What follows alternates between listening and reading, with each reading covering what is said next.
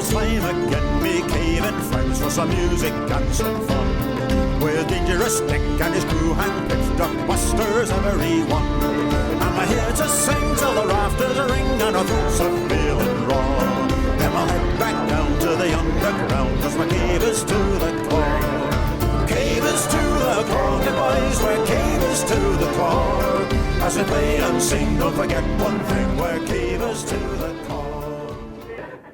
You'll never let me live that down, huh? All right. I am looking forward to our speaker today, because he's kind of new to the grotto-ish. How long? Ish. 6 months? 6-ish months since I've been able to actually get to meetings. But he's quickly becoming like one of our most active cavers for the grotto, in my opinion, because you've been doing a lot of trips. So, without any further ado, let's get Mr. Michael Moffitt up here.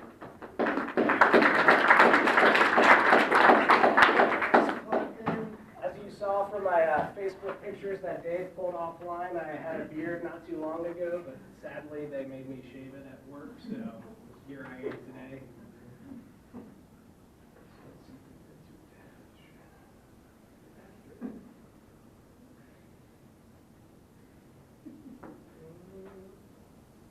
I can work on it if you want Yeah.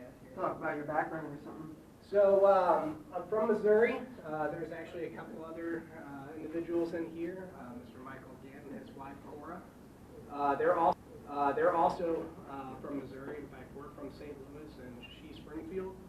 And we all kind of moved out here, and it's been a wild journey. I remember, hearing back from the first grotto meeting I went to about how a lot of us cavers, we all come from different backgrounds, and then we all end up in the same place. And this is kind of the epitome of it. And being in Missouri, the cave state, or the show me state, which the show me part still kind of confuses everyone how we got that name. It's pretty incredible to see that when I started college, and I went to Missouri State, I got my bachelor's in science and anthropology with a emphasis in biological and physical anthro, and then a minor in geology. And so, at Missouri State, it was in Springfield, which is kind of in the heart of the Ozarks, the Queen City.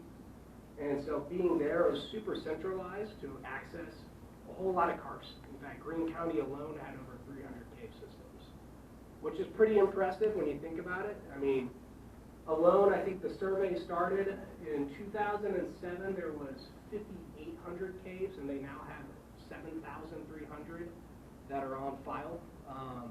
And that number is growing. I know the guys at the Merrimack Valley Grotto that meets in my hometown of Kirkwood in St. Louis, I know that those guys are pretty prolific, and they just keep adding to it. So there's a lot to be had out there. It's a very diverse area.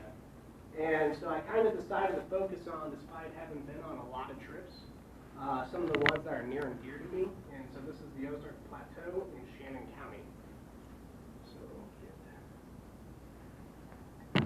So the literature that gave me the cave bug, everyone that has pretty much gone into caves at some point has gone to their library or had some source that really got them interested.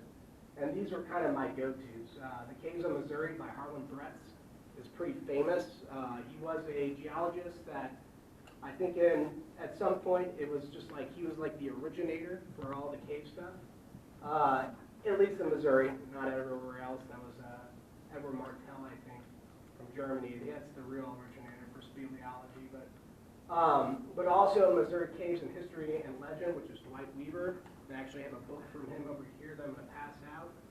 And from my hometown of St. Louis, the Lost Caves of St. Louis, which is also super fascinating. As we know, those cheaters in InBev, who took over Anheuser-Busch, when they got their started as being a beer town, there was a bunch of cellars that were in the city that made it really, really easy to store beer. And this was before refrigeration. And a lot of those were different caves and cavities in St. Louis. And so I still always find that fascinating, and that's a very rare book to find, but it was at my library, and when I was in high school, I stumbled across it and kind of went on from there. So I'm going to kind of pass these around to everyone.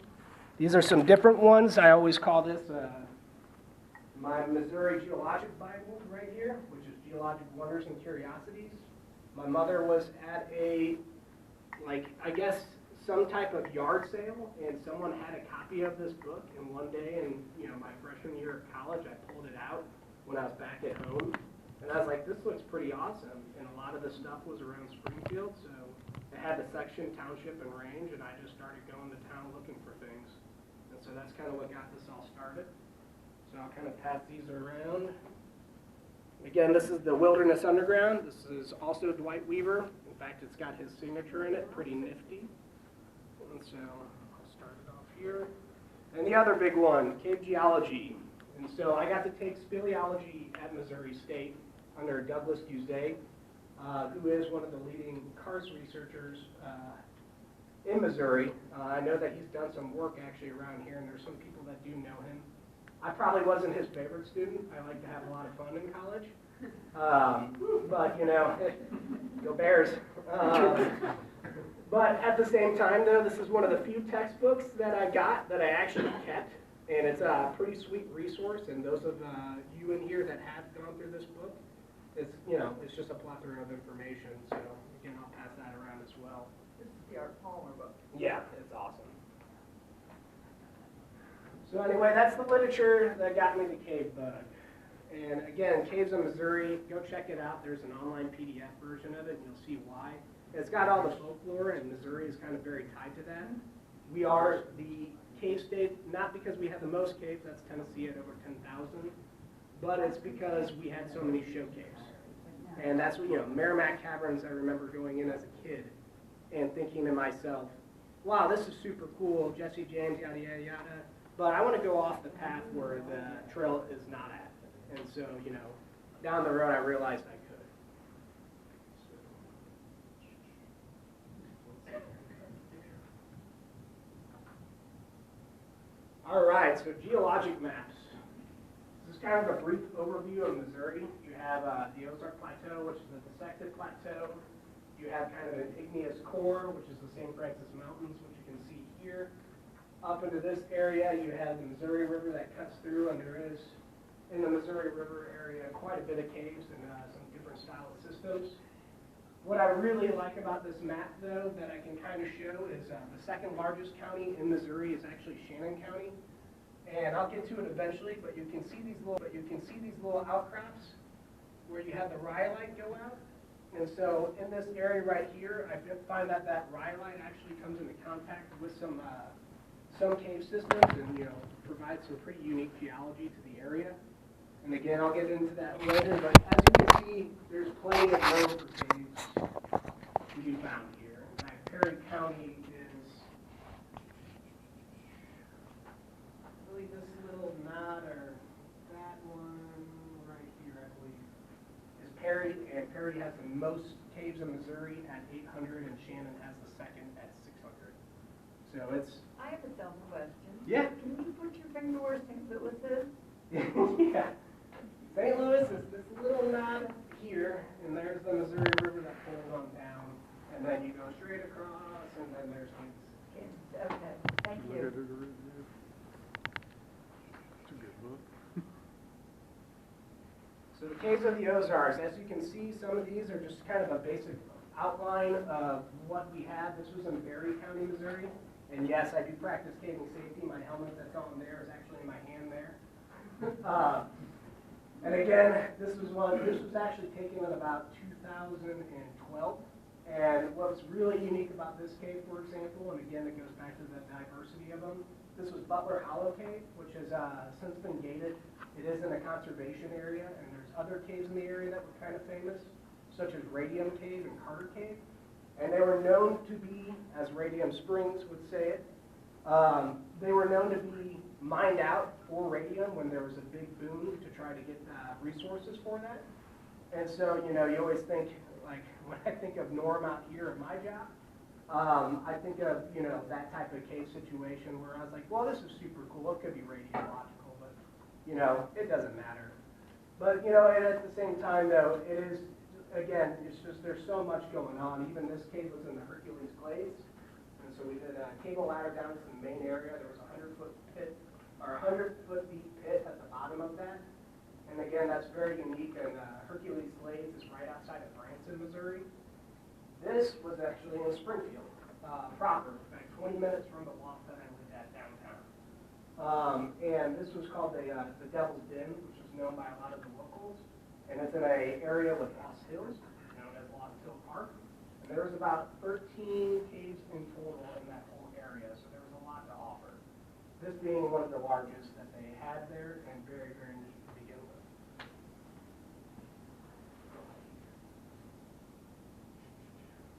So again, various entrances.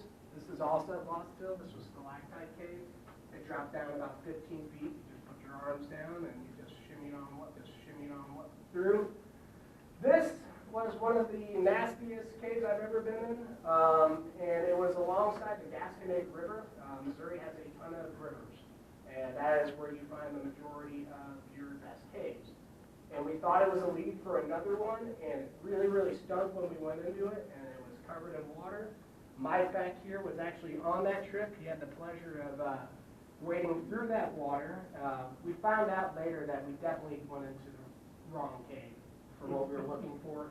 And as you can see, which I did not realize till a long, long time later, those two little dots right there are in fact eyes. And that's what was making the cave smell really bad.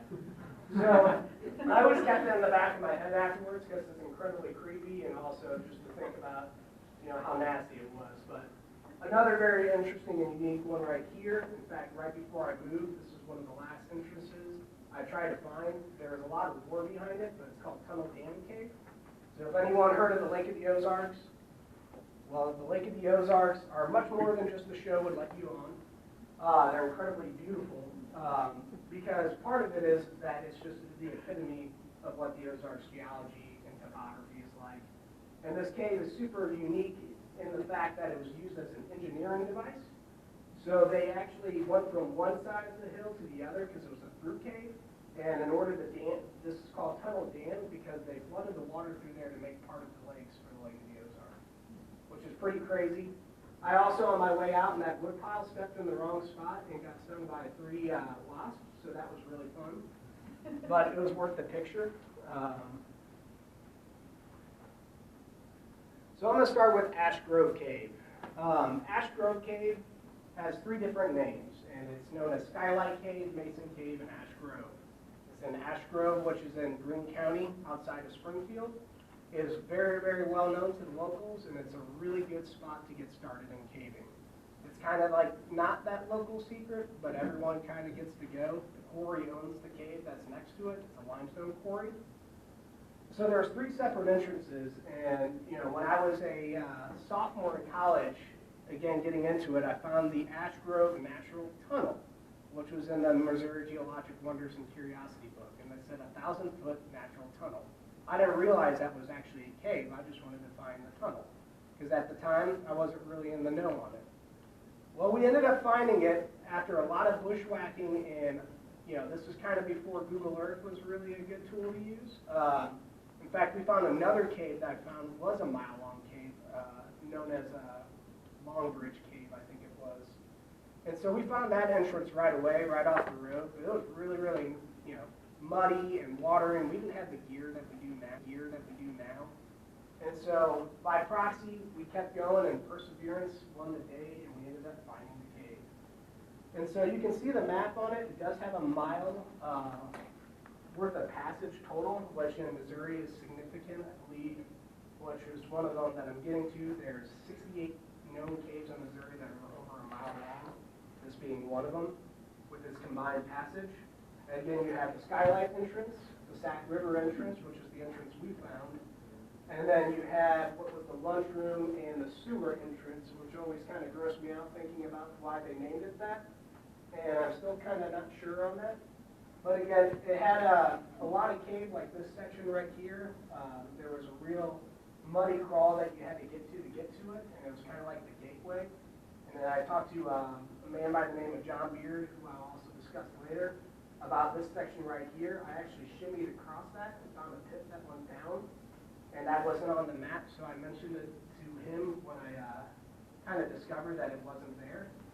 But again, you can see the intricacies of it, and that's really why I like Missouri's caves. And one of the deals is that we had access to maps, and you know, the cartography is just fantastic, and that's really what got me into it, was going through all the cartography and seeing the level of detail that people put into it, and even splitting it up through these sheets like they did here. And again, that's just breaking it down into individual sections. I know a lot of you guys have probably seen a lot of maps or drawn a lot of maps. So back to that, that's the skylight entrance. The first slide that I had was actually another picture of the skylight entrance. There's Mike and I in our Goodwill gear at the time. This was in, I think, like I said, 2011, maybe? No, not even that. Yeah, it would have been somewhere around then, but that's also the Sac River entrance, which leads to it. And the Sac River was known to have quite a bit of it, but it's not a river that you really want to float down. It's not very scenic. But again, that natural tunnel that I so wanted to find, it's a little grainy because these are pretty old pictures.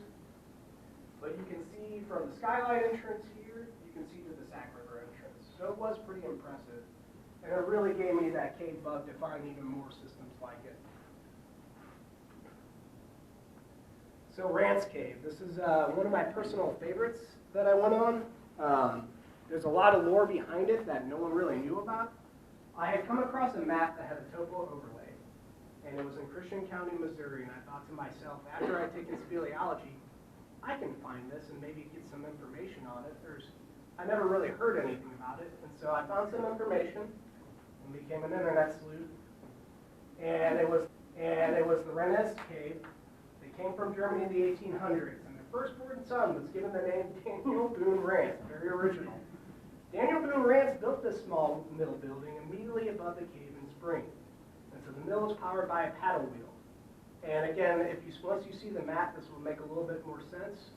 And I'll kind of let you guys read through it, and I won't go verbatim on it. But long end of the stick is that in order to find this, I had to find the Rance Mill.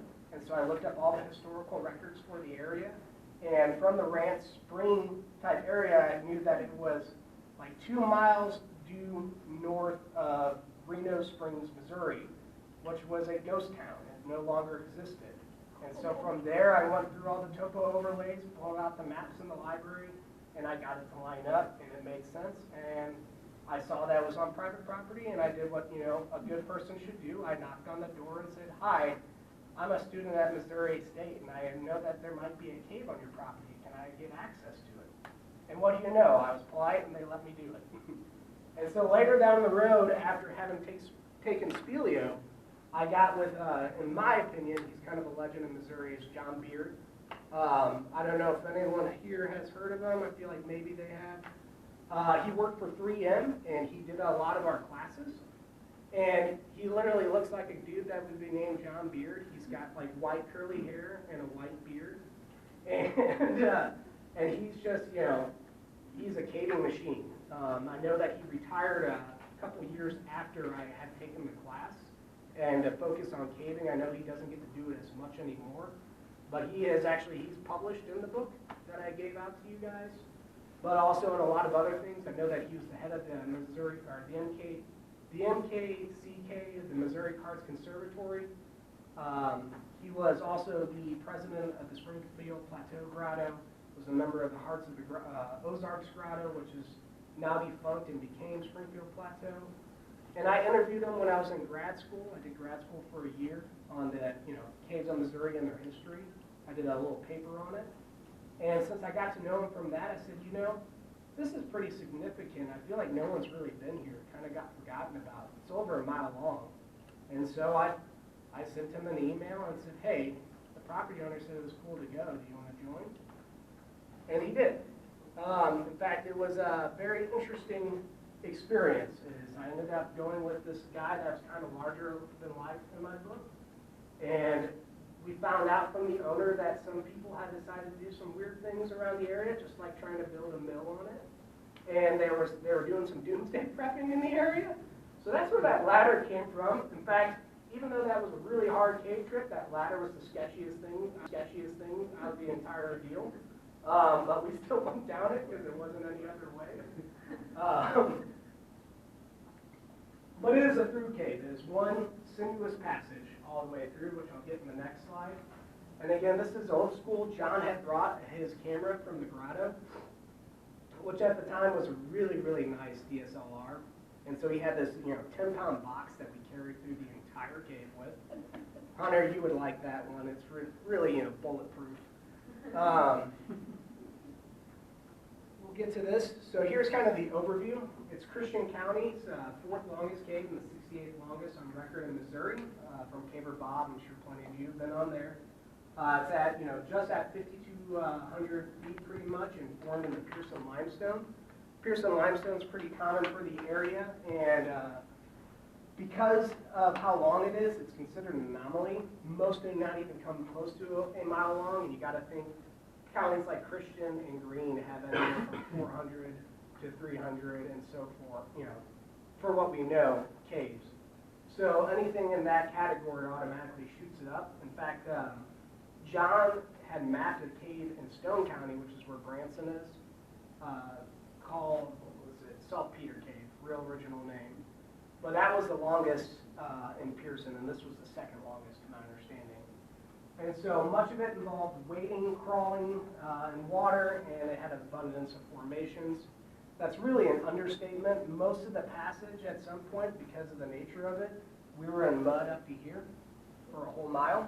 It had a lot of crescent-shaped passage, a lot of up and down, even though it's one passage. It's kind of complicated to explain how it went. But again, it had some big rooms, but once I get to the map, you'll see why I was so keen on finding it. And again, I took that, and I want to always give credit as a former student and everything. I always try to make sure to cite stuff because this is from a lot of his information. And John actually published a little deal on our trip afterwards, which was very cool. It also terminates in a series of high domes, one of which produces a spectacular perennial shower and is the source of the cave stream. And that pool behind on that last picture was in it, and that was the Angel Pool. This is kind of where the entrance, as soon as you get in, you can see the rimstone pools here, if I remember correctly. These are about 7 feet deep. This is when I finally had picked up my Petzospelios, so I was feeling pretty cool. These are spider toe pants I got from Goodwill still. They were destroyed after this trip. But I did have muck boots in Missouri. We are big fans of wellies. I still am a big fan of wellies because when you're in mud and water, it works, like a wetsuit. It's going to constantly keep you warm when you get the water into it. And as you can see in this is the icicle room, a big treasure that I wanted to get to. How cool of a name is the icicle room? And so as you can see in the picture, and John had, again, the cool camera with him, half of my legs are gone in this picture because that is mud. And in there, it's chest deep. I tried to wait out there for another really neat picture, and I actually, at that point, was so exhausted, I gave up and said, nah. This is that perennial shower. This is what literally formed the whole cave. And to give you a background on why this cave was kind of important, and what was so interesting about that perennial shower was John kind of had a connection to the cave. So it was Dr. Kenneth Thompson is one of the people that mapped it. It was his only mile-long cave. He passed away in a car accident in 2004. John had done quite a few maps with him and had done a lot of other speleological work with Dr. Ken Thompson. I'm pretty sure his son is involved with it as well. And both him and his wife passed away in a car accident. And this was his only mile-long cave that he mapped. And the map was finalized in March of 1976. And what was really fascinating and was pretty evident when we were in there was we're pretty damn sure that we were the first people to make it to that back room since 1976. And again, it's just kind of forgotten about. And you can see as it's split into 3 sections, it really is an endeavor. There was a part in the map that really wasn't on there that ended up being a breakdown passage, and it was very, very sketchy. I went through one lead and got choked off and half and half in water. And we couldn't figure out, it was about midpoint, where this breakdown pile came from. Well, we ended up finding a crack in the breakdown pile, and I shimmied my way down it, and I had a nice 20-pound boulder fall onto my lap. Good thing I wasn't going this way like when we were at Parks Ranch Cave.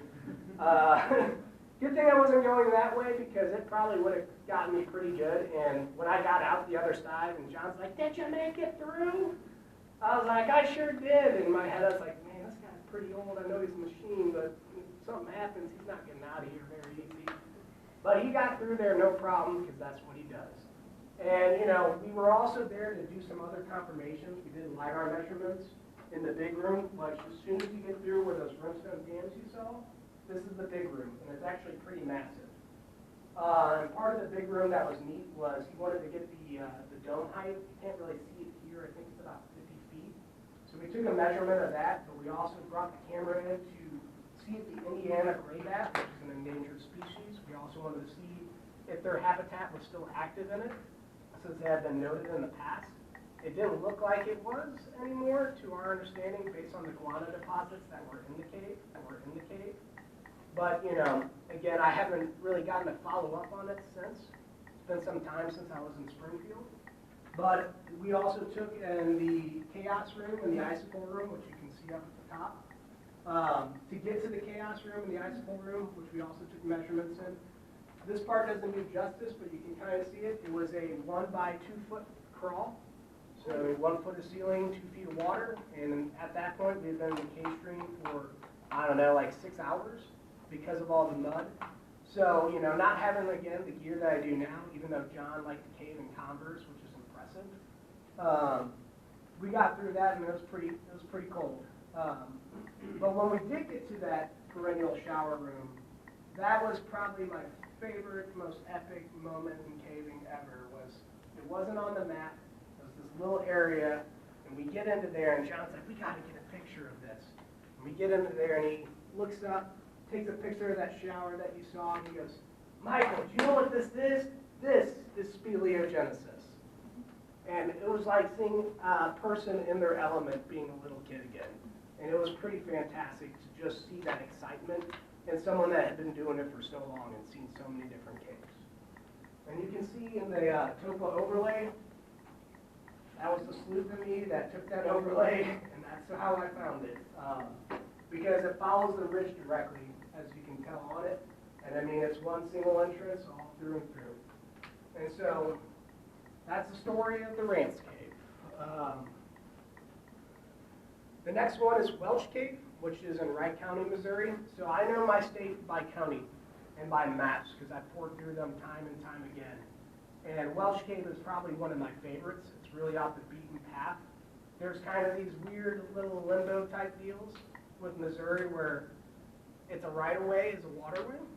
And so there's just so many different caves, it's kind of hard to keep track. And Welch really interests me because Wright County is also known to have the deepest pits in Missouri and the most verticality outside of Perry County. In fact, Missouri's deepest cave is in Perry County now, but it was prior, it was called Buzzard Cave. And so Welch was my first foray into that because it wasn't too far out of Springfield. I had a contact that said, you know, you should really check this out, and so naturally I did. So I pushed this system from here and wanted to kind of see what the life that was in it. It was known to have quite a bit of salamanders, frogs, everything that you could think of under the sun. And I'm a big nerd, so that interests me, and I like to find out. And we actually really wanted to go here because if you look at the end of this, you see a question mark. Anytime I see a question mark, I think, well, why is there a question mark there? So I have actually gone way past that question mark about 5 years ago into that area somewhere around there, and I think it just keeps on going, and I'll get the pictures on that eventually. I've kind of been intermittent on my experiences in terms of being part of the fold, and moving down here has been a big step forward for me to try to get into it. A lot of us are off the grid, and when you grow up in a place like Missouri, it's very easy to be off the grid. And I, always had connections to the grottos and stuff, but we had a friend of ours in Shannon County, who I'll get to eventually, that kind of lived off the land. I've since not been able to contact him for some time. But, what it is we were always responsible. And we always, decon, we always went by those type of rules. And those of us that kind of, went into that category, now we find ourselves 8 years later wanting to actually be part of the organization and contribute. And so that's kind of what leads me here today. And so I always like to throw that disclaimer out there that there's, being rogue doesn't always pay off, and getting to know everyone in there so you can share. So this is what we call the bent soda straw forest. Some type of airflow, something has led to that. They're all slanted, and it was vast. I mean, there's a lot of helictite formations throughout the cave. Some of them a lot more decrepit, but other than that, this cave was very pristine for what it was. There's definitely some water that moved through there and some probably scary flooding events at some point in time, but we're pretty smart about watching the weather, but it's Missouri, it can be pretty unpredictable. Hard to get an actual entrance pic because it was so blocked off, but here's the beginning, the middle, and that part I showed you, the end. You can see my feet right there. My buddy Alex took a picture of that one. Most of the passage is like that, and it's just incredibly decorated. Once you get to here, it starts to choke off, and you're looking at, 1 by 1 foot, 1 foot of water, 1 foot of ceiling or less.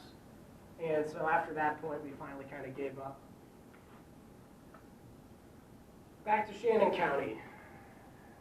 Missouri is this weird spot where everyone thinks it's flyover country, and I hope they keep it that way, because there is so many hidden gems on it, and Shannon County is that gem. To me, it's like you go through a place that you think is one thing, and then you find out it's a humid subtropical jungle in the summer, and that's kind of what these caves were. This is actually from Leatherwood Creek, which is a state natural area. There's about 15 or maybe more caves throughout the entire creek. Super difficult to access even with 4-wheel drive, and it's gotten more difficult to access because one of the roads leading up to it was cut off by the landowner. I haven't heard much updates since I went, but we had the glory of our buddy Steve, who's kind of a, for lack of a better term, Mike, would you say he's kind of a hermit who lived off the land?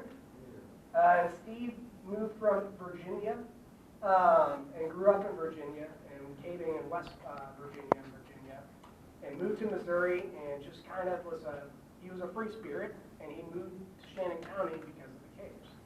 And so he had his little place out there, and he took geology with us. And from that, we all kind of built a good solid friendship. He's a very strange cat.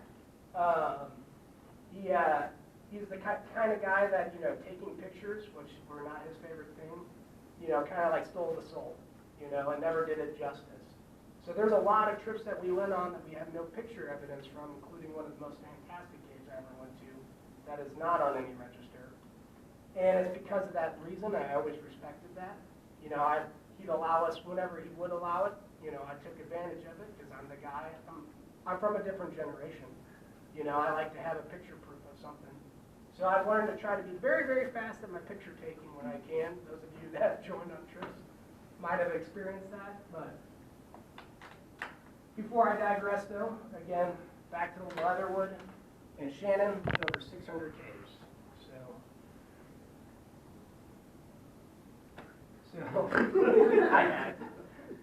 So that is actually that same cave entrance you saw. That is the Leatherwood Natural Arch. And then behind it was that cave, and that cave was actually an in and out. If you were in a doomsday situation, that's a great place to hide because no one would expect that it pops out on the other side. At the very end of that cave day, we were out there for probably 10 or 11 hours, we ended at another cave, aptly named Big Cave, which is the largest of all the systems out there. It's fantastic. I talked to Dan Lamping pretty recently, who is very involved with the mapping and the projects in Shannon County. And Dan, pretty much, I said, is there a map even for Big Cave? And there really isn't, which is kind of mind-blowing to me because it has such large formations, rooms, everything that just, it's a work in progress. Another cave, for example, this one, I believe, is called Split Rock Cave. And that cave actually had a giant cairn built in it, and it was clearly not a cairn that was built by a bunch of degenerate kids thinking, oh, it'll be cool to make this in here. No, it's definitely archaeological in nature, and that's a whole lot of that area in general. Part of what really draws me to Shannon was the archaeological significance area and how people utilize caves as shelters. Humans are naturally drawn to such structures. We find that everywhere across the board when it comes to caves. That's where we find some of the oldest remains. And to me, as an anthropologist, that's a huge factor that makes me think, I could live here. This is pretty neat, and likely someone did. You know, we aren't the first people to walk everywhere as much as we like to think it. And you can even see the spring that was popping out of it there. There's another cave there called Peter Renfro Cave, which is actually one of the only real famous ones there. Not very large, but if you've ever heard the Peter Renfro stories where he went and hid out, they're pretty sure that someone actually was a criminal and hid out in the cave. So that one got its name there as well. So back to the show me state.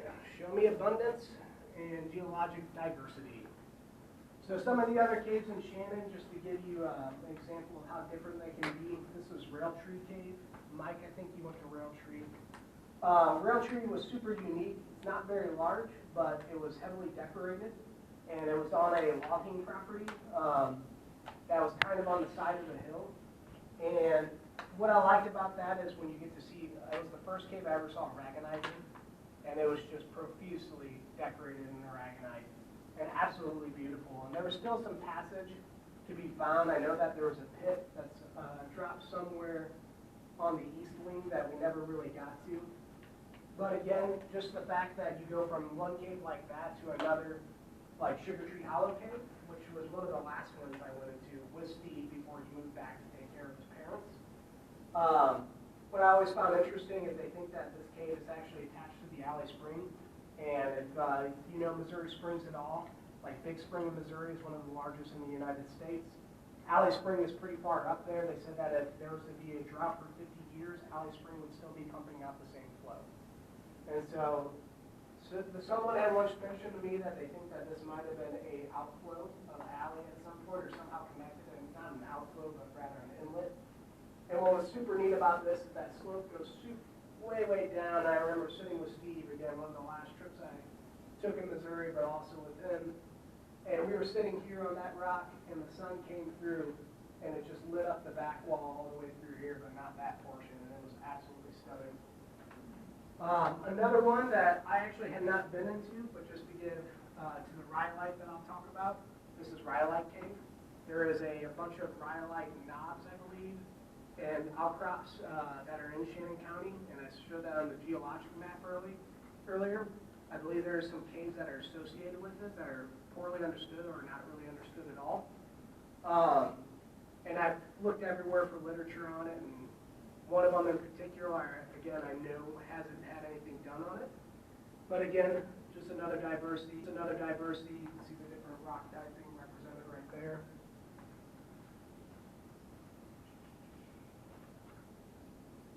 So the Roger Pryor Pioneer Backcountry, it's a lot in one word. Roger Pryor was a conservationist who was a logger to begin with and had a logging empire. And he has seen, the story goes that he had seen the destruction that he had reaped from the land and felt incredibly guilty about it. And, you know, this is way before, you know, conservation was the way it is now. And decided to give back and come up with basically with the LAD, it's owned by the LAD Foundation now, an area of public land in Missouri that does for experimental conservation techniques. In particular with logging and instead of clear cutting, doing selective cutting, etc. What I like about the Roger Pryor is here in New Mexico, we don't realize until you go somewhere else how blessed you are to have public land. And it's something that I don't take for granted at all because it gives me the opportunity to explore, and there's just, it's leaps and bounds different. And Roger Pryor being at 62,000 acres, I don't even think the Roswell ACEC is smaller than that. I think it's even larger than that. That's just one area. And that's not including forest land, BLM, etc. So that's why I really like Roger Pryor, is it had every little microcosm of the Ozarks you could ever imagine, from ridges, hollows, bluffs, watersheds of Big Creek, Brushy Creek, Blair Creek in particular, which is just, it's like a wonderland. There's springs everywhere. It's super lush.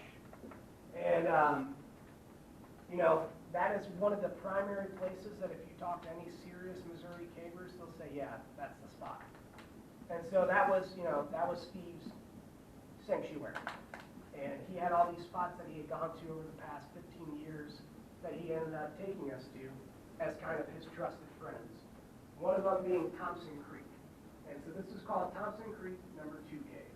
You can see the structure right here. That's actually broken off and it's split going that way. There was earthquake structures within the cave. And it's also near some of that rhyolite that I had discussed. And so as you can see from the entrance, it was actually originally I think called Thompson Creek Indian Cave, which I'll get to in a second. Super profusely decorated, and what I found interesting about it again was not only that between the formations, and we here get to see ceilings like that all the time when it comes to the formations and Carlsbad and so forth, but in Missouri it's much smaller in terms of the size of rooms. But that was the first time I had just seen anything that looked like a wave flowing. And that entrance, I always called it the eye of the Olmec. And aptly, said there's something inviting about it. It says, come into the eye and come check it out. And it was, again, the first time I had been in a cave of such sort. You can see from this formation right here, I call it the Leaning Tower of Pisa. It's about 8 feet tall. It looked like wax melting over them. What's fascinating here that I can correlate to somewhere else, that formation is actually about 7 feet tall as well. And it had slotted out. And I might be an armchair geologist at this point in time, but there was definite structures, again, that were affected by earthquakes. There was a separate cave that we went to called Salamander Cave that exhibited the exact same thing, and we think it's a rhyolitic contact cave. And that it comes into contact and the stream is kind of directed by that knob of rhyolite that's there. And so when we look at this cave and that cave, what was interesting to me was Salamander Cave was triple that size. Again, we have no pictures of it because that was Steve's no one's ever been here before cave. And to this day, I'm still working on trying to get back to Missouri to get a trip with some of the more important people that I think could actually do something about it and get something written on it. There was a column in there about 25 feet tall and maybe, I don't know, anywhere from 8, how wide would you say that column was when it was slotted out? 8 feet? It was 6 feet. 6 feet in diameter maybe. So that column was about 6 feet in diameter in that other cave. And it was just blocked out. Like someone had taken a sword and cut a chunk out, and it just slid out. And what was fascinating to me about that, because our buddy Steve had talked about the earthquake structures that were present in it. And if you know Missouri, we had the New Niagara Fault, which is considerably one of the most potentially dangerous faults in the United States. What fascinated me about that was that column had actually regrown in that spot. And to me, that's kind of the essential, what earthquake caused this or what geologic process caused this, and what is the regrowth rate on that column that grew in between it. It was very, very neat to see that. And it was cool to correlate because we went from that cave to this cave and to see those two things combined. Another cool aspect of the cave that I've never seen anywhere else quite the same, calcified torches. At the very, very end of the cave, no joke, the only place where there's a stereothem choke, at the very end of the cave, there's these 3 sticks right here, calcified into the formation. Now, again, I could be an armchair archaeologist as well, even though that might be my discipline. But it's very strange that these are 3 placed right here, knowing the nature of flooding and so forth. To me, it looks like someone brought something back there because it is very accessible and easy to go through. And that was their sacred place, and they got to the end of it, and they put their torch down, and they got out or something. But to me, that was one of the coolest things I've ever seen in the cave, was to actually see that present. And they're about this long. So all sitting next to each other parallel. So, it's those weird things that you catch on your eye and you think, oh, maybe it's just a formation that went into it. No, it was for sure wood. And it looked like it was burnt on the end. So, but as someone without a doctorate, I always put a question mark on it because there's a lot of processes that go into proving such things. Another one is Peter Cave. Steve and I have gone out there to practice rope work, as you can see here. I actually had a lot more pictures of this cave. I went with my fiance. She just so happens, and it's not the reason we're getting married, but she happens to have family property in Shannon, 60 acres on a spring. And so, when we first got together, we decided to go on a camping trip out there because she grew up her whole childhood coming out to Shannon. Just a weird cataclysm of, luck. And this was actually only a 30-minute drive from her property, which is near the Sunklins, which is the site of the farthest point in Missouri from civilization, as in any actual major road access or anything. So it's very neat to think that the property that her family has had for 50 plus years is right next to that point. So I took her out to there and we got poured on and it was crazy and the hollow was flowing, but I was determined to say, hey, this is a super neat cave that you gotta see. And that's Peter Cave. It's in the Angeline Conservation Area, which is actually outside of the Roger Pryor backcountry. It's a large single entrance cave. There's another cave on top that may or may not connect. It doesn't look like it does. There's actually, and I've talked to one of my old professors about this, I believe that there is evidence of kilns and there is archaeological significance in it. If you look at the diagram, doesn't really do justice for how much it stands out once you get around the bend in the corner of the hollow. And it's just massive. And when you're in there at the right time, a fog rolls in. And you can just tell that this is, if you're sitting there, as I said earlier, this is a spot where I would go, yeah, you know what, I'm going to live here for a bit. I'm going to make camp. And what I also found interesting, and I wish I had a picture of, but on that same trip that I went out there, made it through the spring and everything, I was washing dishes at the spring, and my phone went into the water and it got destroyed. So I lost all my pictures after that. But I do have this one again. But what I found neat that I wish I could show is that there was an area that was a flat, and it was about I'd say 20 by 30 feet or so. It was just this weird barren spot that was flat in this area that's all hilly and it's got the hollow. And what I noticed is that not only was it flat, but there was a bunch of trees on it and a cairn in the middle. And it very much to me looked like this is a spot that's sacred for something. And again, to this day, I still think there is much more going on here. And again, just relating to the archaeological significance of the areas. You can look at the caves, but it's the area surrounding too that's just as fascinating. And so that's Peter Cave, probably again one of my favorites. I was very fortunate to have Dan Lamping send me the map because this is not on the public access maps. This is Cox Cave. It is on private property. It's right off the road, and Steve knew the property owner. And I talked about this cave at length because it used to be published on USGS. And so Steve got to know the guy who owned it, and we made a deal. He said, because he had a problem with locals going in, drinking beer, and trashing the entrance zone. Very long case, so typically just the entrance zone there. We always say there's, which is right here, there's always a funnel where the degenerates go here, but they don't go past that because it actually requires gear. And so we made a deal with him to pick up all the trash and beer bottles and everything in the cave. We brought a trash bag in and went through it and picked up everything we could. And there was a lot of nasty stuff in there. But only from here to here, and then it kind of dissipated after. And what I loved about this cave was how the map I know is not complete. They haven't gone back since. I think the property owner's probably much, he's got to be in his late 80s by now, I think. So even then, he was probably, this would have been in 2013, I think. So a good amount of ways away. What doesn't do justice, and it's, again, one of Steve's big pet peeves was the photos never do justice. That's about 10 feet tall right there. Into that section there. This cave was pretty long and muddy. Most of the cave stream, you're in water that's, about yay deep, and a lot of crawling up and over to get out of that water. Otherwise, you'd be up Schitt's Creek, or in my French.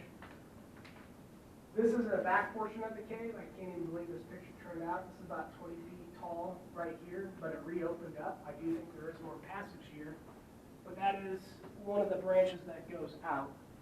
The map's a little grainy to begin with, but I'm just glad to even have it. just to start, so before you even get to the really cool part that everyone else thinks is neat, this is, to me, probably the most unique thing here, was these geo pockets. And you can see, and I could be wrong, but what looks kind of like malachite or something like that, and it's that greenish hue. You know, you have things like Dogtooth spar and other caves. This is more like calcite, but they were geo pockets. And this whole ceiling in this flat area, after going through all this mud and stuff, was just this sand bottom. And up on the ceiling, Steve's like, dude, this is the good stuff. And he pointed up, and that's where we found all these.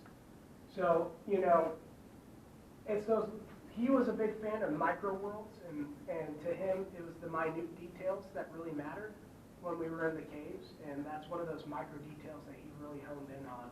And it made me appreciate the nuances that you find in caves, the things that everyone wants to see, the big drop or the big room, but those micro worlds are just as fascinating. But there was some really good stuff in there. That's actually about 4 feet tall or so. It was about up to here. As you know, again, the picture is not going to do justice to it. There was aragonite bushes in there. Could be something else. My bet's being aragonite. This one I've never seen anywhere else. It almost looks like magnesium or something moved through it, but I have no idea. I call it the hairy formation because it looked like hair. Like I said, it was the only formation there that had anything like it, and it was pretty much adjacent to this formation here. There was a whole wall there that had selenite crystals scattered amongst it. The floor in mass areas of it was just like this. There was kind of a chert-based floor in the middle, and so we kind of just followed it like this and got to see all. It was tough because you're just trying to be as careful as you can, and Steve was like the most delicate person you could ever imagine. Again, this is like an extension of him is what the cave was. And, you know, everything from this is just profusely decorated. So that gives a good idea to just seeing these bushes. I've never seen, again, something like that, and it was just insane. The crystallization on this formation, I still have yet. I want to go back just to see that.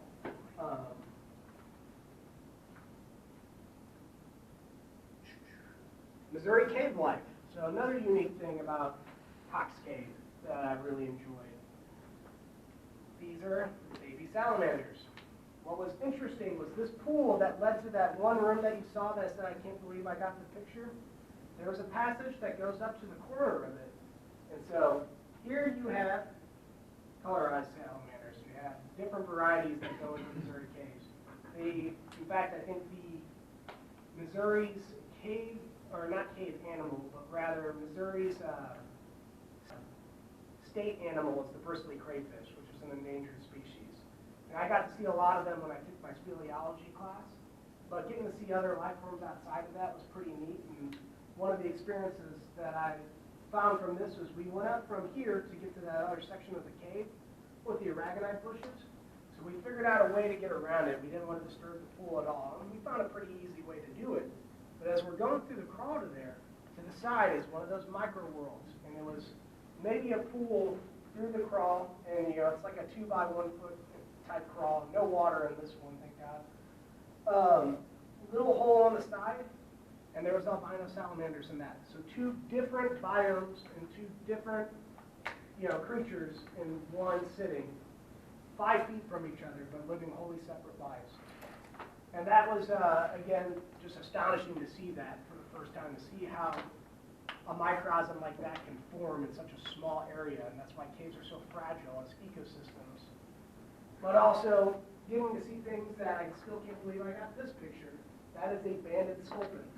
That was in a cave called Mushroom Cave in, I believe, Howell County. And Mushroom Cave also has blind cavefish at the end of it.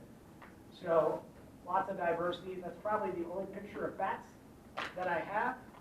And that was probably from, I think, actually one of my speleology trips that we were on. But other than that, now once WNS hit, we did take the protocol serious. We deconned all of our stuff, but we also entered when it was the proper times and the ones that we could enter.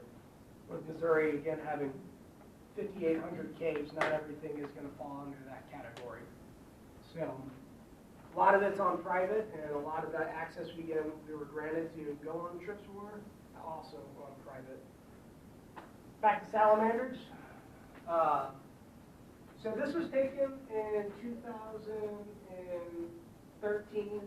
This was taken in 2017 in the same spot. I didn't put it together till much later when I went through the pictures, but these are both from Wright Cave. So that to me kind of says, and I recognized the point immediately, and I couldn't believe it. So either same or someone's brethren in the same spot. And actually, it looked like it had externalized gills. It's a little bit grainy in that picture. But again, two different types of albino salamanders. Also from Wright Cave. So Wright Cave, and Wright Cave. This could have been someone's hand mark. Could be a bear claw. I don't know. There's a lot of that in Missouri. There is bear beds in a whole lot of the caves. A lot of them that were present, like the salamander cave I mentioned earlier, we got to a back room that clearly no one had ever been to before. And we called it the rotunda room. And when we got back to it, you could see that the wall was gouged out by a three-toe ungulate. And I mean, there was no denying it. The whole wall was scratched out. Either it was trying to get minerals or bugs, something out of the wall. It was trying to get for some sort of sustenance. And so you find that in a lot of the caves, even in the Ozarks, you see the evidence of bears, bear beds, etc. And last but not least, I'm always going to be a dork. Missouri is the cave state. You know, this is, again, these are kind of in the Ozarks. This is when I really first got my helmet and decided to take it seriously. This was a cave that Mike and I both went to off the side of a highway in Stoughton County, Missouri. And that was the hottest I've ever been in my entire life. But we went through that cave and got out, and it was in the snow, and it was just pretty cool to see it piping out steam. This was in Bull Creek AWOL Cave, which is a pretty well-known local cave in Christian County in a little city called Sparta. And not as cool as the actual Sparta in Greece, but the cave was cool. And there was just a series of waterfalls in it that were very fascinating. But basically, that's it. It's Missouri, the cave state. It's my home. You know, it's where I'm from. I'm very proud of it, but I'm also very excited to be out here in New Mexico. I remember when I started college, my mom had bought me the Planet Earth DVD set, back when people actually had DVDs. And I'm not that old. I'm only 30, so disclaimer. But you know, I remember going through that and watching the series on caves, and we all know where I'm leading to that, and seeing Lech on there and everything like that, and I thought, this is the coolest thing in the entire world. I want to get into that, and it just so happened I was in the right place to do it, and now I find myself come full circle, having done a Geology 360 trip where we did Big Bend Volcanics and Carlsbad Caverns, and I remember going through Carlsbad thinking, man, there's not a lot going on here, but the scenery's cool, and now it's got 100,000 people, so it's a little different. But here I am in New Mexico, so I'm glad to be a part of it. Thanks.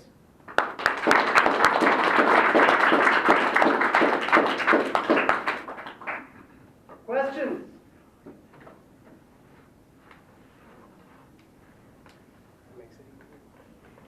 Do you think you saw the same salamander 4 years later?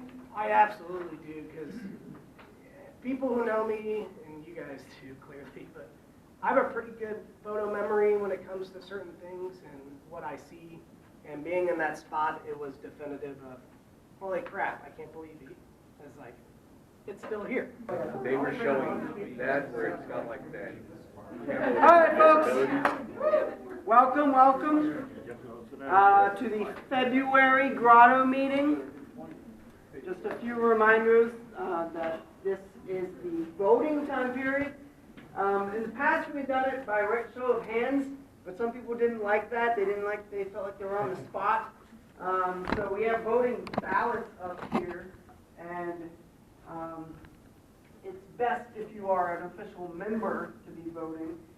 So just a reminder of who's running. Emily is running for chairman, uncontested. Are there any nominations for anyone else for chairman? Go ahead. I want to nominate myself for Sergeant at Arms. Can we make new, Sergeant at Arms. No, they're listed in the. Yeah, see? Yeah, ain't right. listed in the Constitution or the Right. bylaws? Robert's rules, So we could look to change the bylaws for next year, right? but as far as for We're this gonna put a election. bucket up there anyway. Bucket up there anyway. Any other nominations for chairman? So at the moment, Emily's running uncontested. She is on furlough. For those of you that don't know, a lot of us are park rangers, so we get put on furlough. She's on furlough at the moment, so her and Dan are visiting the Pacific Northwest. Running for vice president is myself and Mr. Gabe Montemeyer. He is sick today, so he was not able to attend the meeting. For secretary, Angelina, and for treasurer, Phyllis. Did anyone want to do any more nominations for any other position? Chairman, vice president, secretary, or treasurer? Okay. So since this is our first year doing write-ins, Phyllis will be up here. I don't know how you want to do, if you want to wait until afterwards, or if you just want to sneak up and vote at some point throughout the program, that'd be fine too. There's only one contestant, right? What's up, girl? Yeah, there's only one thing that has two people running for it. Okay, but That'd be the vice president. So we have a vote. Technically, right. We do have some new faces in the crowd. I'd like to recognize one in particular, because, you know, as cavers, we often put our lives in other people's hands, you know, with belaying and climbing and whatnot. So we have a new face in the audience whose my life was in his hands yesterday. My anesthesiologist is here. So welcome, Steve. Thanks for coming. It was recommended to me that we start with like trip reports and trips in the future, because people were saying that by the time the program's done, they're really kind of too tired to feel like contributing to that. So I'm going to jump in with that. Oh, you know what? Gabe was filling in as our secretary as well, so we don't have anyone taking notes. Yes. Someone want to fill in as secretary? A sitting in secretary? Hunter's got a computer. So Andy's going to be our fill-in secretary. And if you don't mind, Andy, I'll just give you this paper, and then you can use this paper when this topic comes up. I knew I should have worn a different shirt. Okay, anybody go caving this past month? Any trip reports? I can get the ball rolling. I'll start. My family, we went to Arizona, and we did two show caves. We went to Colossal Cave, fun tourist cave that like bandits hid out in, and we went to Kartchner Caverns, but it wasn't your average Kartchner experience, because how many of y'all remember Jake? He was an intern. He's there now, so he was able to give us like a behind-the-scenes thing of Kartchner. And my daughter like helped them close the cave up and do all their procedures. So that was a great time. It's a really nice cave. A lot of neat geology to it. Anyone else go caving this past month? We had an outside, or I should say, someone from another state come in who wanted to get involved in caving. So where else do you take someone who wants to get involved in caving? Lost Cave. And what's so interesting about Lost Cave is that the Pickens Valley Grotto has some responsibility for Lost Cave. And we now have a cover that's broke, and it has to be fixed.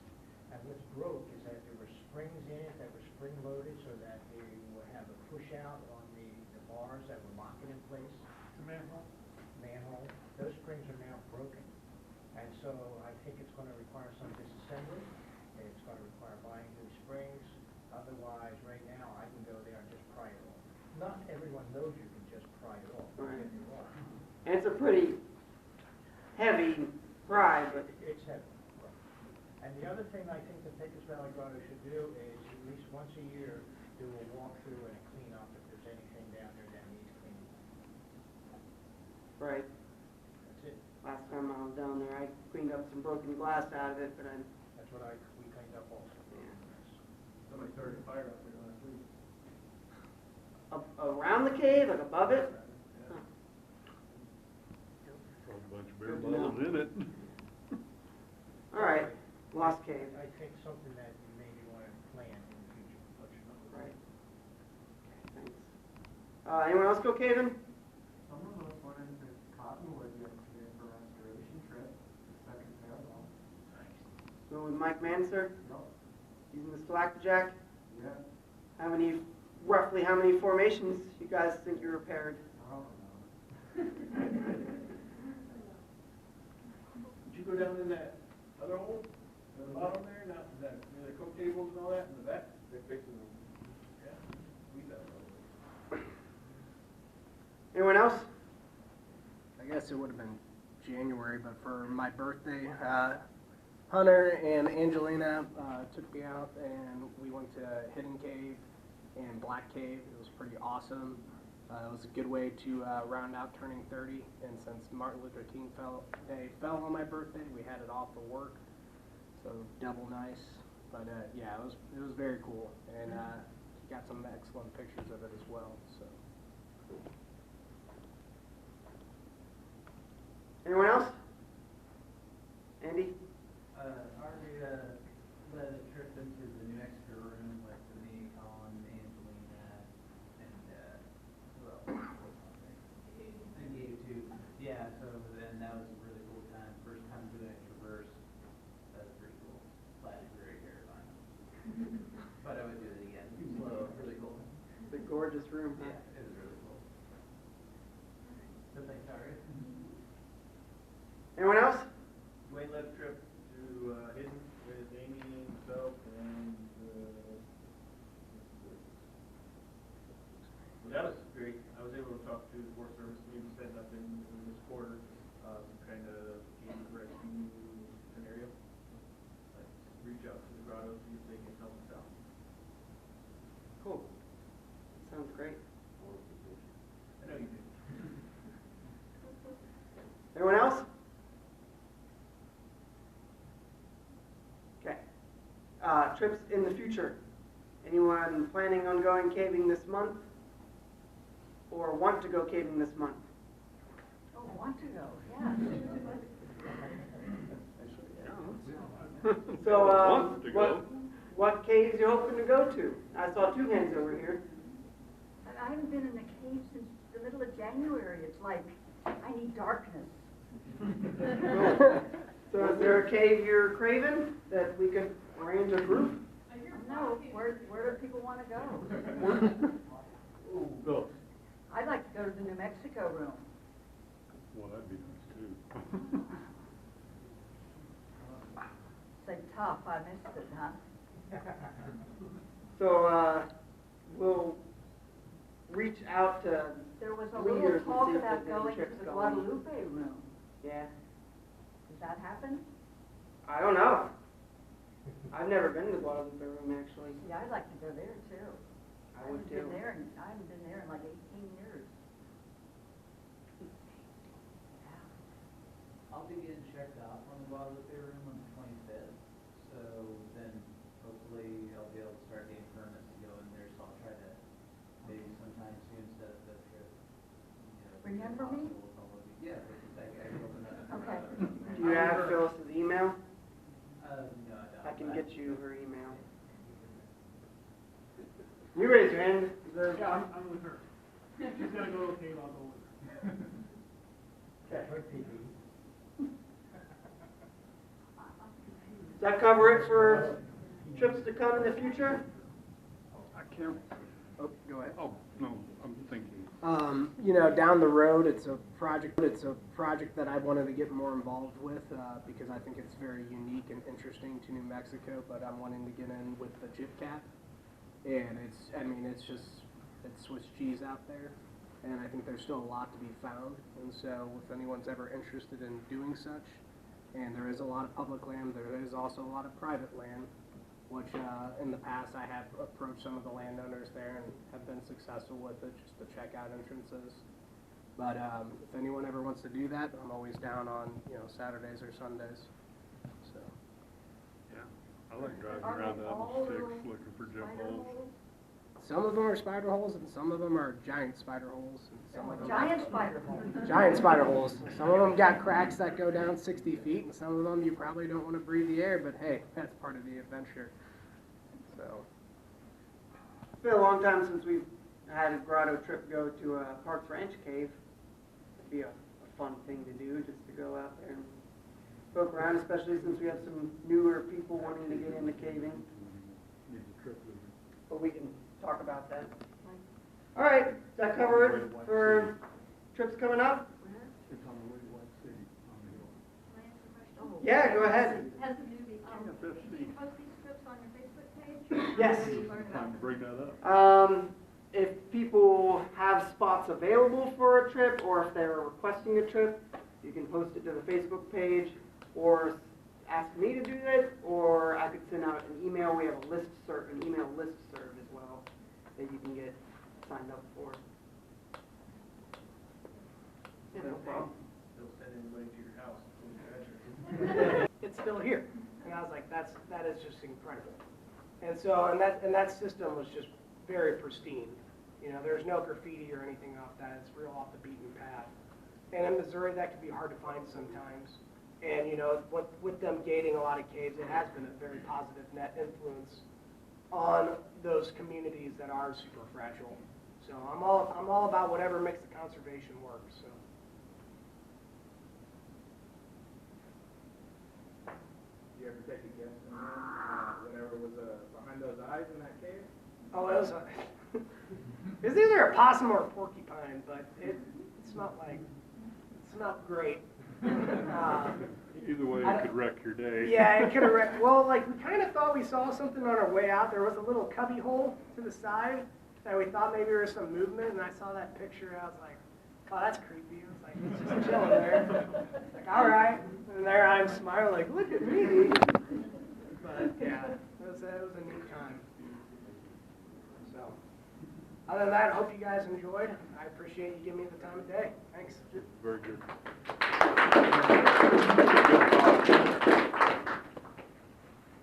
Thank you. That was great. Okay, jumping in some caving news.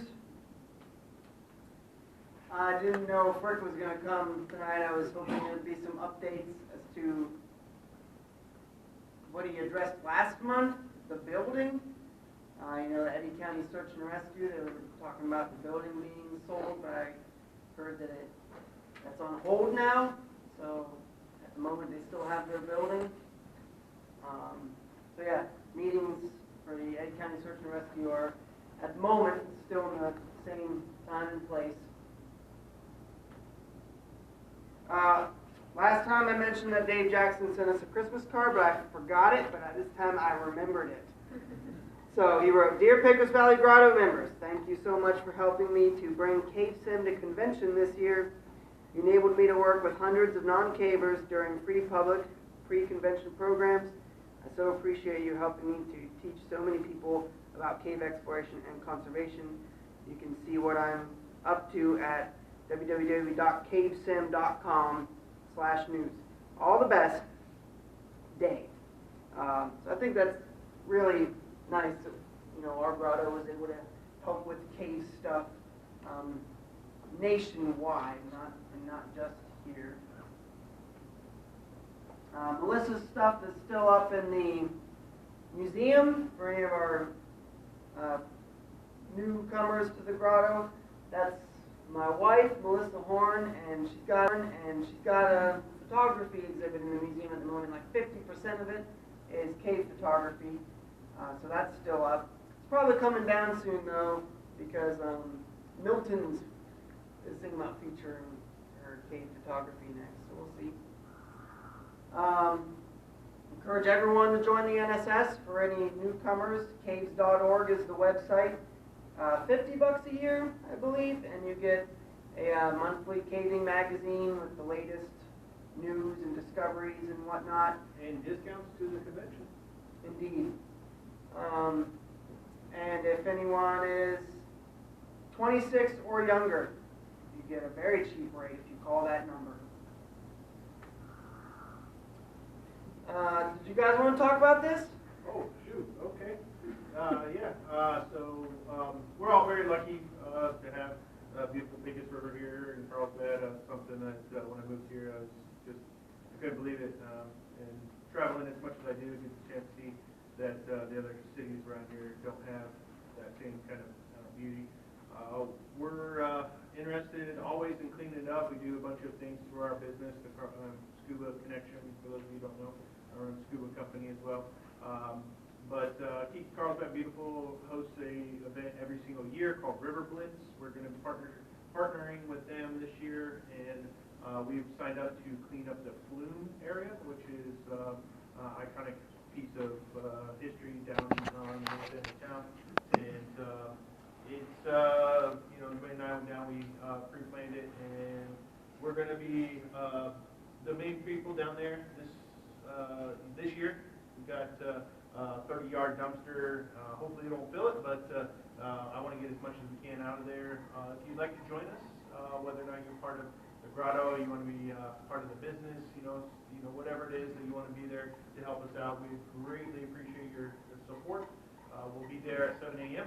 It runs till about noon. Dwayne will be there at 7 a.m. And runs till noon. They do provide lunch. We do encourage you to wear pants, long-sleeve shirts, leather gloves if you have them. We'll try to get a few other items from the co-op there, the Keep Carlsbad Beautiful. But there's some trash down there, brush, folk stuff. So please come and support this beautiful place we have. Love it.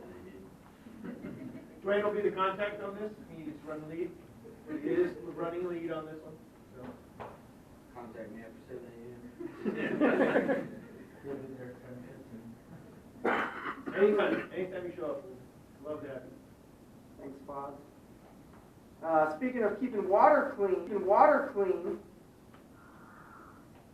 they just found the largest cave fish in the world. This bad boy is over 15 inches, which is like 10 times the size of the previous largest stagobite fish.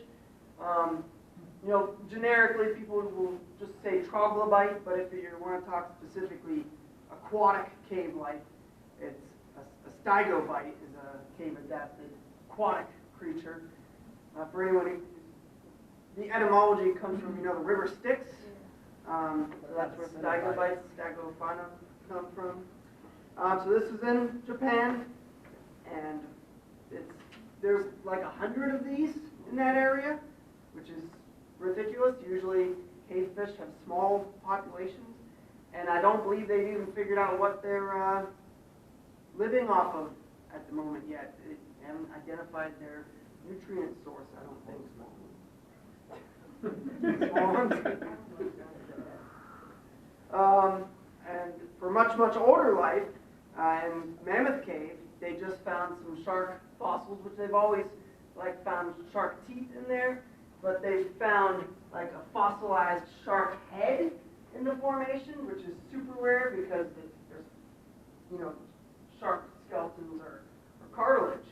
So fossilized cartilage is very rare, and there's a whole bunch of fossilized cartilage. And from identifying the lower jawbone, this guy was like the size of a modern-day great white shark.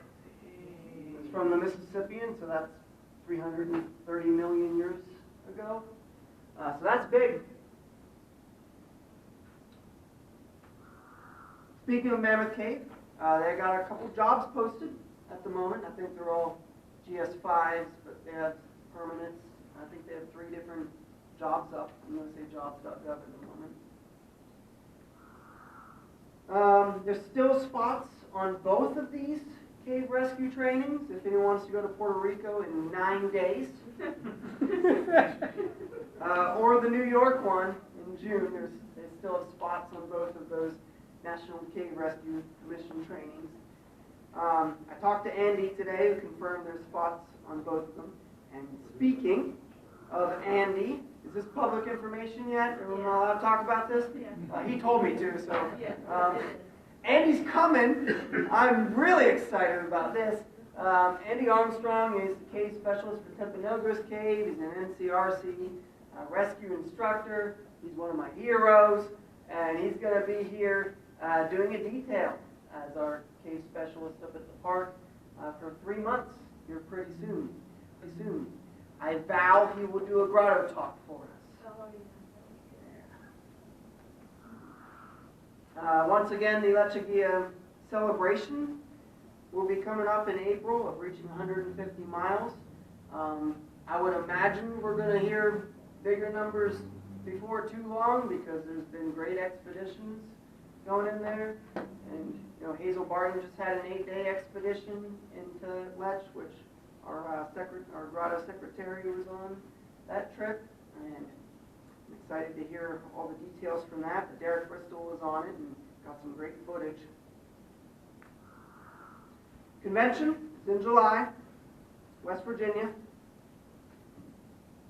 The National Speleological Society Convention for any newcomers, the caves.org website. Does anyone else have any basic caving news?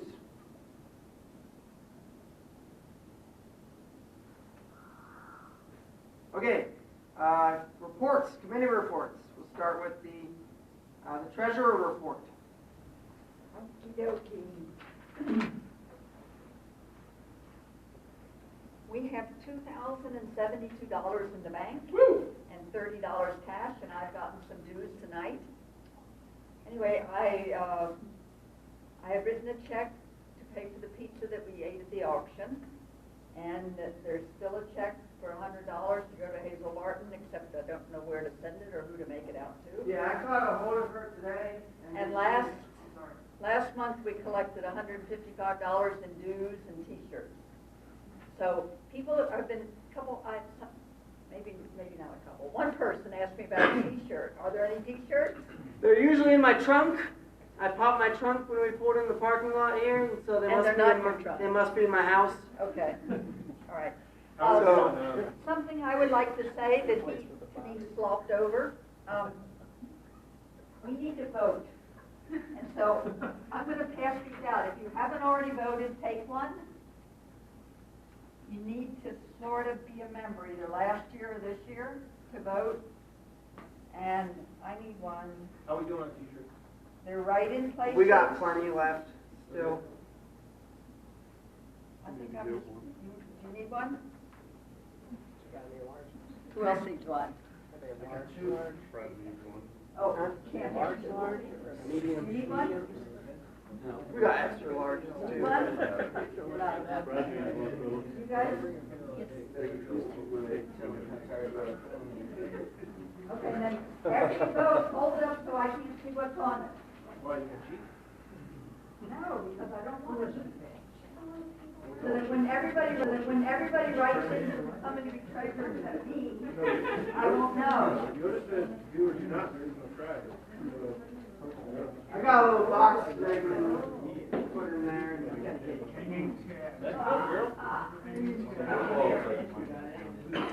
But to address what Phyllis mentioned about Hazel Barton's suggestion that we donate for the Black Hills Cave Project, I got a hold of her and she gave me the contact information for the Black Hills Cave and Nature Conservancy.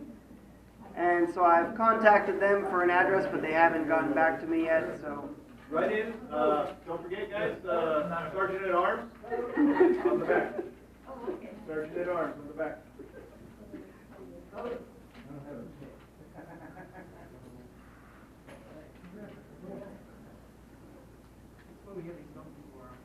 Well, for the right in. Some people have probably already voted. You need one? And Michael. You need one? I need one. Oh, you need $5. You need one? I need one. I'm throwing money. Throwing money on the ground. You kind of pinned it. Don't give them to me. Where's your box? There. Okay.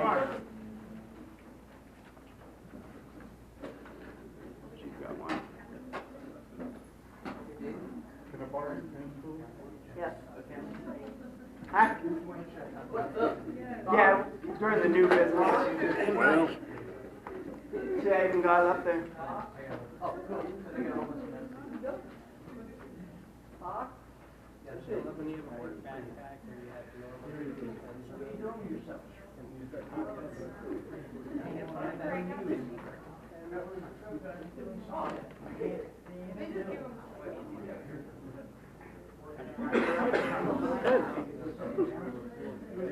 Grab, snap that one.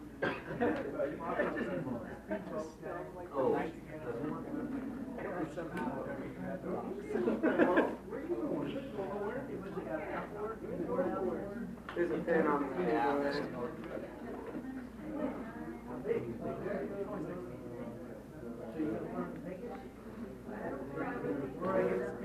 All right, folks, we'll keep moving along with the meeting. We'll count up the votes at the end, and if you want to know the results, just hang around afterwards. The secretary reports. We don't have our secretary here, so we can. Andy, do you want to remember from last month? A lot of cool stuff. Michael Moffitt talked last month. That was a great treat. I don't think I mentioned last month, he is the chairman of the Sandia Grotto in Albuquerque. He's kind of a legend, and like I said last time, he's ranked 3rd in the world for weightlifting, so he's a legend in many regards. But he's done a whole bunch of cave restoration work in New Mexico and probably many places I don't even know about. But I just put the video of his talk up on the Grotto YouTube page. So if anyone missed the meeting and wants to see Mike Manson talk about cave restoration, That's it's true up coming there. up. Yeah? Well, that's actually something different. Yeah. Okay. Any old business anyone wants to address?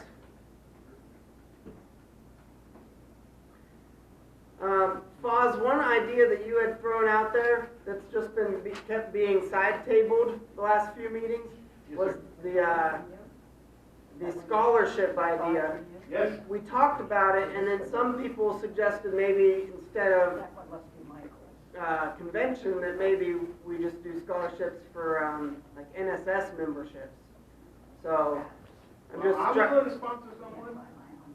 for I'm For willing to convention. sponsor someone, but I personally, what I said to Ellen was is that if I want to help sponsor someone, my business, is if I want to send somebody to convention, I want them to pay for their own membership. I want them to join on their own. to join the NSS. Yes, sir. But the Grotto can do something else, but that's something I had brought up. You know. That's so you personally sponsoring. Our business. Wow. That's awfully generous. So is there anyone present that would be interested in going to convention off a scholarship? Because I just know it's hard for a lot of people, but if you can swing it, I would love to go, but But I had said it had to be a new member. a new member. A new member. Someone that's never been to convention. Okay, so if anyone's interested in that, I want more people talk to find out Foz. how important this is. and I'll To be part of it. I'll send out like a Grotto email about it. Did we want to talk about the Grotto sponsoring an NSS membership like Phyllis had suggested? Yes, no, maybe so? Yeah, I think that's a good idea. Absolutely. New members, yeah, get them their year's membership. I know $50 is, you know, a little bit of money, but Yeah. for what we all, you know, buy into here, I feel that we should all, in this Grotto, we should all try to be members, absolutely. You said you can't hear me? I Well, we're talking about the membership idea that you had. Right. So how do we want to pursue it? It seems to me, okay, it seems to me that if we do it like a sweepstakes or something, to get entries, you need to come to meetings. And so that the idea would be to try to promote coming to a meeting. And so it seems like you ought to start maybe like now, but not for this summer, because this summer's too soon. Start for the next, or, oh, wait a minute, But are you February. talking about convention or just Yeah, the so if, membership? well, I think convention's too difficult. Yeah, now we're just talking about membership. Yeah, so if we did memberships, you could like start now and do it for like 12 months, January. January to January. Yep. And so every time you came to a meeting, you'd get like a check mark by your name, and then we draw from those check marks, and one We person, should have still have those tickets, yes. I bought a bunch of them. I know we didn't go through them all. they're at my house. Yeah. Yeah, okay. But the thing is, I don't think you ought to be able to buy tickets. I think you ought to have to show up for a ticket. And maybe if you gave a talk, you'd get 5 tickets?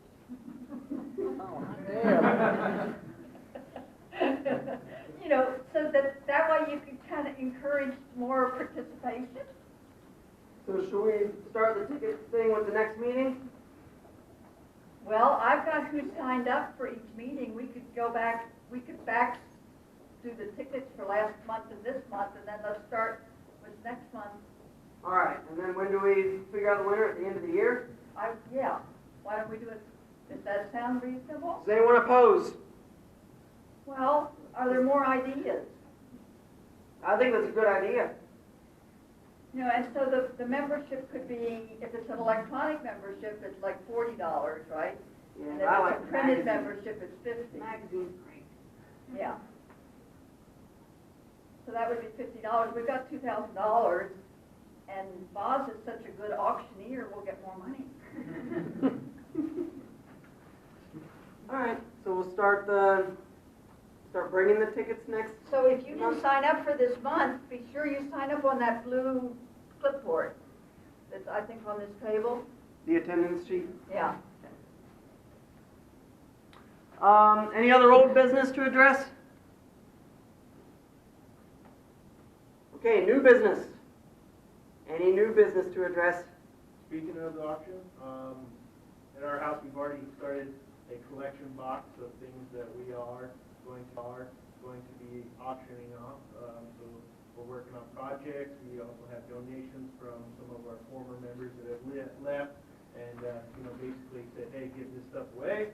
But please, for any little thing, remember, as Dwayne says, you never know what's going to sell for $80 that's worth $5, and something that's worth $80, sometimes, you get $5. But Yeah, I got a last grotto auction. I had a signed book from Chris Nicola for that cave he explored in the Ukraine. Yeah. And Lucky Colin got it for less than in the retail price. I thought that one was going to go for a big time. But for any, That when, inflatable hat went for what? for any newcomers, we have a grotto auction every September. This big hat is funny. anything you want to get rid of, we may pay you to take it home again. That does happen occasionally, but. New business, what is Grotto doing anything for the spring regional? Has anyone thought about doing anything for the spring regional? Well, I know the spring regional basically focusing on Big Manhole, correct? The dig there. They're camping. I think they're going to camp near Parks Ranch and have their meeting there.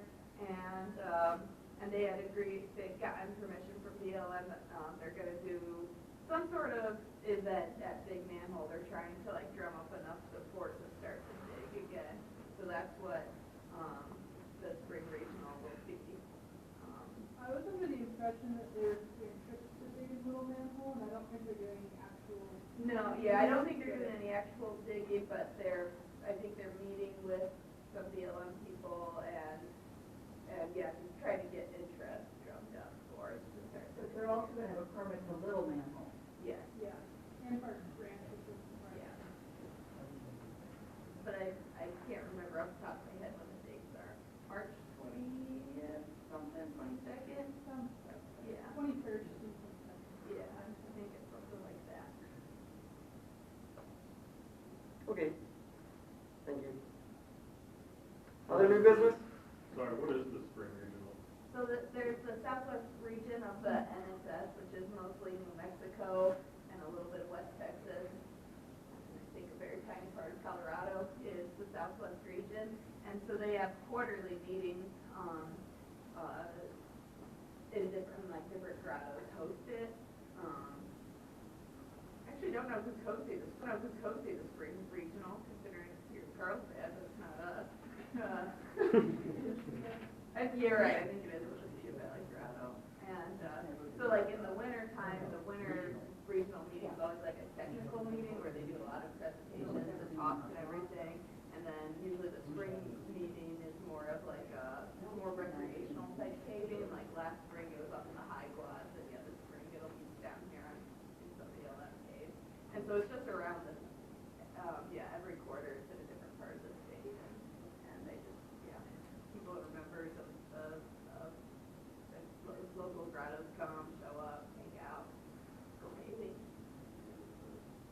And they have a Facebook page, and I think they have a listserv email as well that you can sign up to get those updates. Southwest Region Grotto. The next new business thing, I think Andy's going to talk about a little bit, and I'm super excited about it. So, Andy, go ahead. All right, so, hi everyone. Hey, get my hat man right here. So my girlfriend Kelsey, she works at Cavers to the core, me boys, we're cavers to the core. As we play and sing, don't forget one thing, we're cavers to